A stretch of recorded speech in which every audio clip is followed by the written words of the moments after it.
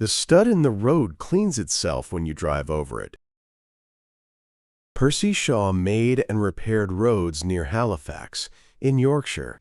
His problem was driving home at night on unlit roads in fog, and his account of the solution, given years later, is that the tram lines had been taken up on a road he used, and he had lost the shine of the rails that had been guiding him. He also told a story about the eyes of a cat on a fence. That is his telling, and it is the only source for it. What he patented in 1934 is a small, very well-made object. 2 pairs of glass lenses face along the road, set in a rubber pad, in a cast-iron shoe sunk into the surface.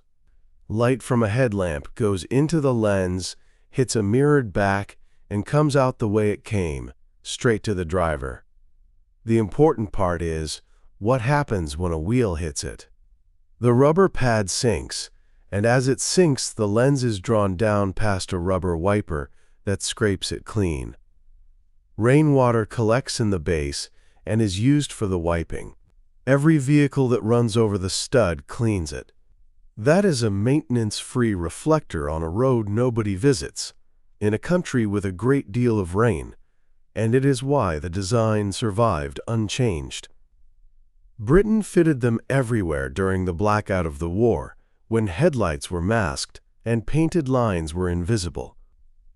Shaw's factory in Halifax made them for the rest of his life, and cat's eyes, as they are called, are still made and still work in exactly that way. It is the only thing on this list that gets cleaned by the traffic that wears it out. The suitcase waited 5,000 years for its wheel. The wheel is about 5,500 years old. For all but the last 50 of those years, everybody who traveled carried their luggage. There were carts, trolleys, porters, straps, and small folding frames with wheels that you strapped a case to. What there was not, until 1970, was a case with wheels built into it.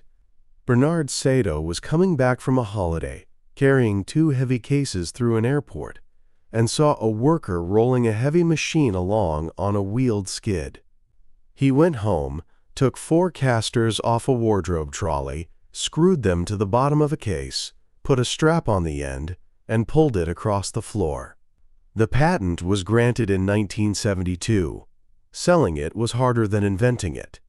Department store buyers turned it down repeatedly, and the reason they gave was that men carried the bags, and a man would not pull a case behind him on a string. The form everybody uses now came 17 years later. Robert Plath was an airline pilot, and the problem with a 4-wheeled case pulled on a strap is that it wanders and tips. He fitted 2 wheels at one narrow end instead, and a long handle that pulls out of the body of the case, so it travels upright and tracks behind the hand. He made them for his colleagues first. Flight crews walking through terminals with them were the advertisement. This is the last thing on the road, and the only one you take with you when you leave it. Things you carry have a whole episode of their own on this channel. This one is here, because it is the clearest case of the pattern.